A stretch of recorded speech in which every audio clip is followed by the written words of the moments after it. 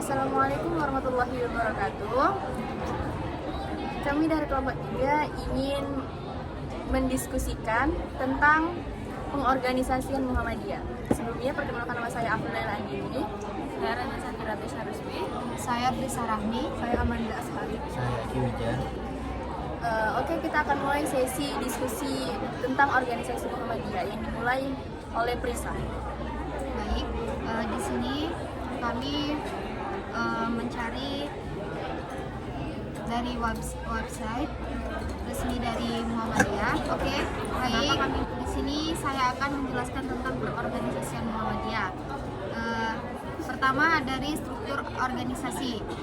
Di Muhammadiyah ada yang namanya ketua, yaitu diketuai oleh Bapak Profesor Dr. Haji Haider Nasir MSI, dan ada sekretaris tentunya yaitu Bapak Abdul Mukti, lebih tepatnya Bapak Profesor Dr. Haji Abdul Mukti MED, dan ada bendahara umumnya yaitu Profesor Haji Hilman Latif MA PhD. Tidak hanya pimpinan umum saja, tetapi ada juga majelis, yaitu Majelis Tarjih dan Tajdid, Majelis Tablik, Majelis Pendidikan Tinggi, Penelitian dan Pengembangan, Majelis Pendidikan Dasar, Menengah dan Pendidikan Non-Formal, Majelis Pembinaan Kader dan Sumber Daya Insani, Majelis Pembinaan Kesehatan Umum atau MPKU, Majelis Pembinaan Kesejahteraan Sosial, dan Majelis Ekonomi, Bisnis dan Pariwisata, Majelis Pembangunan Wakaf, Majelis Pemberdayaan Masyarakat, Majelis Hukum dan Hak Asasi Manusia, Majelis Lingkungan Hidup, Majelis Pustaka dan Informasi. Dan ada juga tidak hanya majelis, tapi ada juga lembaga, yaitu Lembaga Amil Zakat, Infak dan Sadaqah, ada Lembaga Relationship Bencana, Lembaga Hubungan dan Kerjasama Internasional, Lembaga Pengembangan Cabang dan Ranting, Lembaga Pustaka dan Informasi, Lembaga Seni dan Budaya. Dan tentunya Muhammadiyah juga memiliki organisasi otonom. Salah satunya itu ada Aisyah, ada Pemuda Muhammadiyah, Naisatul Aisyah, ada Ikatan Mahasiswa Muhammadiyah, Ikatan Pelajar Muhammadiyah, ada Tapak Suci dan Sumaton. Baik, alur kepemimpinan Muhammadiyah juga setiap 5 tahunnya selalu berganti, yaitu pimpinan pusat disebut dengan muktamar, pimpinan wilayah disebut dengan muswil, pimpinan daerah disebut dengan musda, pimpinan cabang disebut dengan muscap, pimpinan ranting disebut dengan musran, dan itu pergantian kepemimpinannya setiap 5 tahun sekali. Oke, selanjutnya pemaparan materi kita yang selanjutnya yaitu dengan judul analisis nilai-nilai syariah yang tercermin. Yang pertama ada amanah, keadilan, musyawarah, dan lain-lain. Akan dijelaskan oleh Amanda Ashari. Baik, saya akan menjelaskan nilai-nilai syariah yang tercermin dalam organisasi Muhammadiyah. Yang pertama dari segi amanah, pemimpin Muhammadiyah dipilih melalui mekanisme yang ketat, bukan karena popularitas, tapi karena kapasitas, integritas, dan keikhlasan berjuang di jalan dakwah.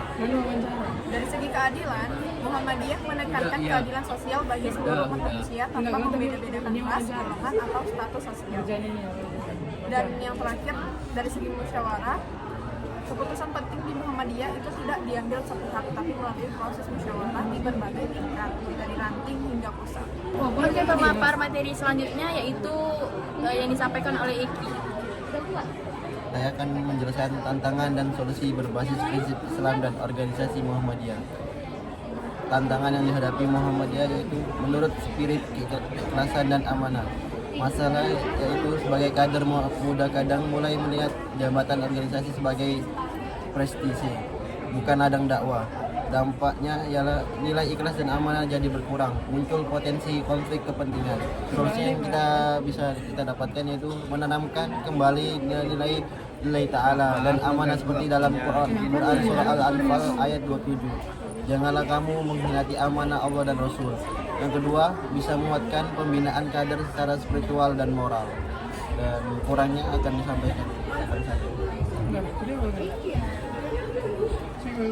Kurangnya regenerasi dan kaderisasi yang konsisten.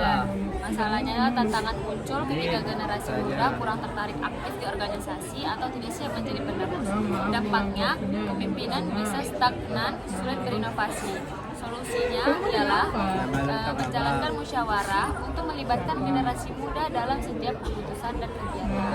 Meneladani prinsip tazkiyah penyucian jiwa agar kader tumbuh dengan niat tulus dan tanggung jawab sosial. Baik, tantangan teknologi dan modernisasi. Yang pertama masalahnya ialah adaptasi terhadap digitalisasi media sosial dan arus globalisasi kadang lambat.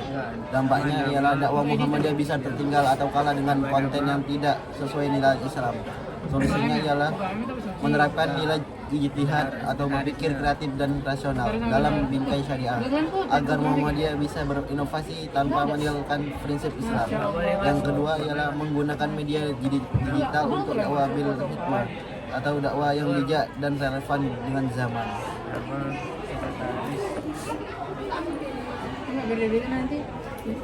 Perbedaan pendapat internal. Masalahnya adalah dalam organisasi besar seperti Muhammadiyah, perbedaan pandangan pasti ada, baik di bidang dakwah, politik atau strategi.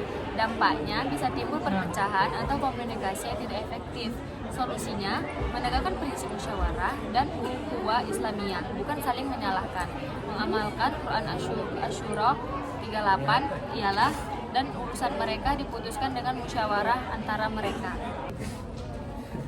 Kesimpulannya, organisasi Muhammadiyah termasuk dalam lembaga bisnis syariah karena tidak hanya terpusat di bidang dakwah, tapi Muhammadiyah berkembang di pendidikan dan di masyarakat. Oke, sekian dari pemaparan materi kami ucapkan terima kasih. Wassalamualaikum warahmatullahi wabarakatuh. Mantis, nunca la mames,